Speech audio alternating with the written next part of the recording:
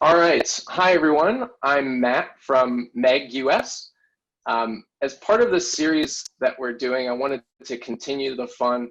We're talking to educators and educational leaders in different parts of the world to see how COVID has affected their schools, whether that be school closings, school reopenings, a hybrid type model, any one of these things. I feel like this is jargon we've all heard in the past couple months. So with me today, I'm joined by a very special guest, special because she's a fantastic first grade teacher, but also she happens to be my wife. Katie is a first grade teacher here in Nashville. She's very busy right now, so I just want to thank you, Katie, first and foremost, for joining today. I know you've got a lot going on. Yeah, I got 10 free minutes. All right, well, we will fit within those 10 minutes. Katie, I just wanted to first start out by letting you, a lot of the people that are going to be watching this, maybe they're outside of the US, maybe they're in different districts in the US. Can you tell me about the situation that Nashville faced last year? They had a little bit of a unique situation, and I call it the double whammy of the school closures and what affected your school year. Could you tell us a little bit about that? Yeah. Well, first of all, it was my first year in Nashville at a new school last year. Finally got into the swing of things, and then in March we had a tornado hit.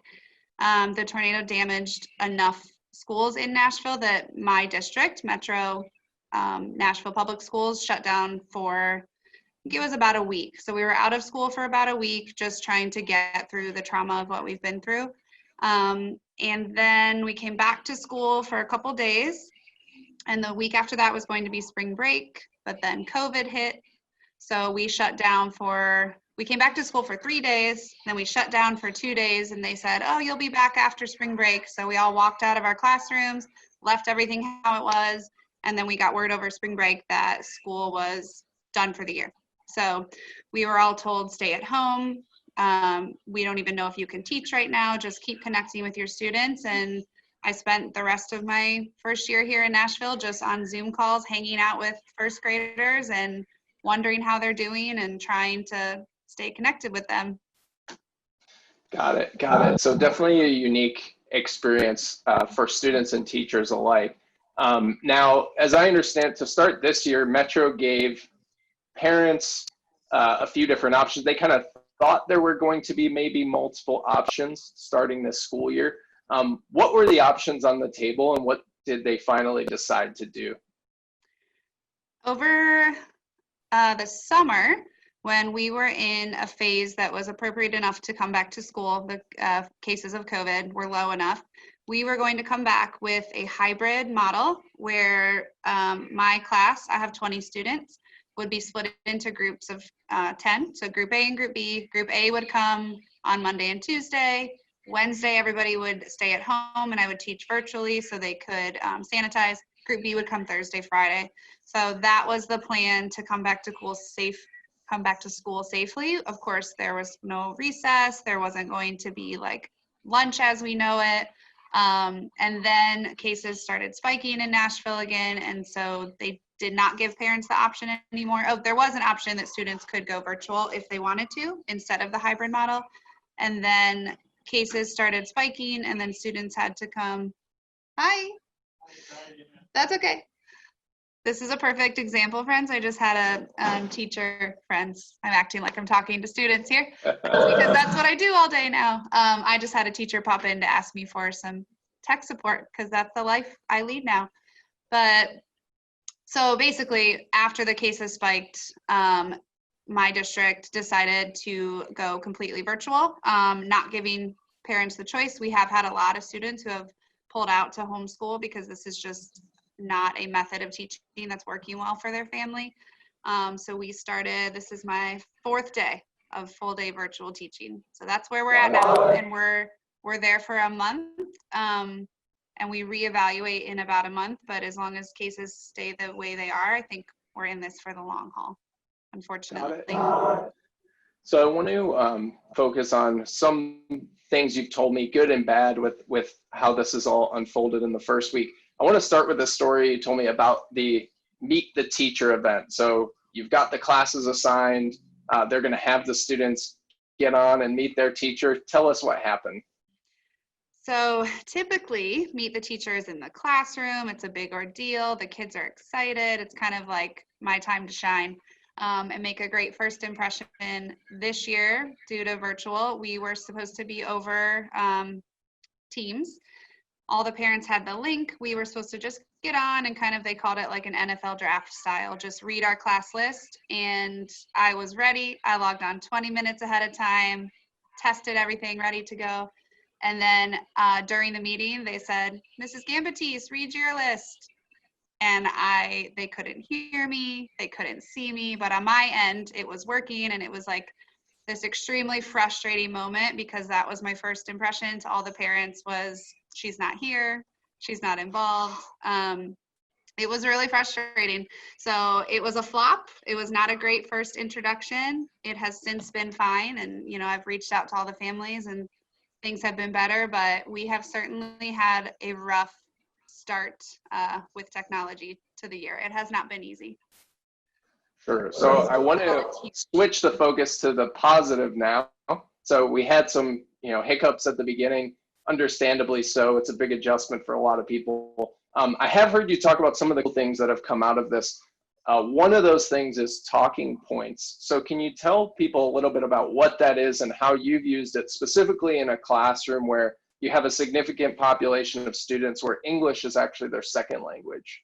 Sure. This is an app that I just learned about this year. I think it's been around, but I'm just so used to face-to-face interactions. And since that's been taken out, we had to find a new way of quick communication, because email is not always the best way of communication with families who don't speak English. So Talking Points is a free app that teachers can download that I can send individual text messages or group messages from not my personal cell phone number. I get hesitant of giving out my personal cell for multiple reasons. So when I send a message through this app, it goes to parents as a text message, which is really cool because not every parent is checking their email every night and getting my reminder at 9 o'clock of like, hey, the link to log on the next day is here, don't forget. It can text straight to them, and I can set the language. So if I have families who speak Spanish or families who speak Arabic, I can set it, and when I text in English, it translates and it shows up to them as their home language. And when they text to me in their home language, it shows up to me in English. So it has opened the lines of communication for my class. I've connected with families that I would not have been able to connect with in the past way quicker and without a translator, because there are not enough translators to support our district. And I think that's the case probably at every school. So this sort of bypasses them for the short and sweet communications. And it's been really great. Cool. And I want to ask, do you have any other kind of positive experiences or cool experience? I know for you, and like many teachers, I imagine, it's just that first week of school, there's such great energy in the building, all the kids are getting to know each other, you're going through class. Have you had any of those experiences despite being remote? Positive experiences? Yes. Oh yeah. So I worked very, very hard with my wonderful husband, who can attest to this, to practice my technology and to make sure it was working. And because of that, and because I had some good karma or something, my technology worked great the first couple days. And so we were able to get on. I had almost all attendance the first day, which was just really unexpected. And their smiling faces were just enough to remind me why I do this. I came home and I remember telling you, like, it brought my energy back that I've been missing for so long, because that interaction with the students is why we all do it. And they're excited. They're just really resilient. It's taught me that kids can handle so much more than we give them credit for. And I've only done this for 4 days now, and they're muting and unmuting themselves, and they're raising their hand, and they're not, leaving the screen. So they can rise to a challenge when they have to, is what I'm learning. That's awesome to hear that kind of stuff. Last question for you, because I know you do need to continue your IT support duties. If you could leave our viewers with one last message, there's a lot of perspective out there for, what's going to happen, how this is being handled, et cetera. if in your mind, what's the one thing people need to know about being a teacher during this time right now? It's hard. It's not what any of us would have picked, but it's what a lot of us know is best for our kids, and we're just trying to do right by our students. We just need some patience and some grace.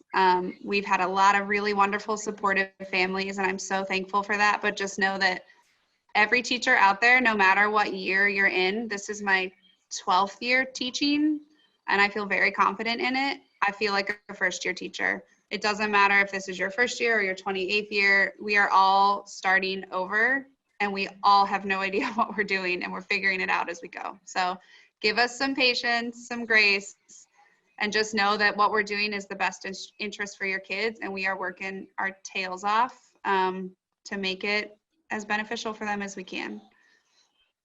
All right, well, you've heard it here. Patience is the key. All right, Katie, I know you need to run off and help some people reboot their computers and get connected and all that good stuff. So I'm going to let you go. Thank you so much for your time today, and I'll see you later. Bye.